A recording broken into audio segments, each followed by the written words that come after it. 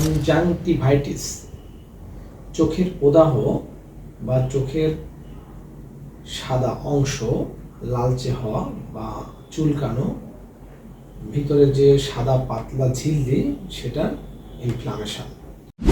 বিশেষ করে ভাইরাস বা ব্যাকটেরিয়ার কারণে এটি অত্যন্ত সংক্রামক, তবে অ্যালার্জি হতেও এটা হতে পারে।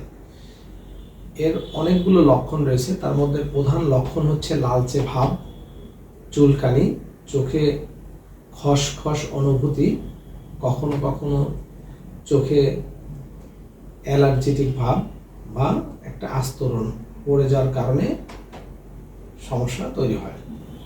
এর বেশ কিছু সমস্যা তৈরি হয়, তার মধ্যে চোখে দেখতে কষ্ট হয়, চোখে ময়লা জমে, সাধারণত চোখ ব্যথা হয়, জ্বালা করে, অস্বস্তি, ইচিং হয় এবং বিশেষ করে চোখের লোমকূপগুলোতে প্রচুর পরিমাণে চুলকায়। কখন ডাক্তারের পরামর্শ নেবেন?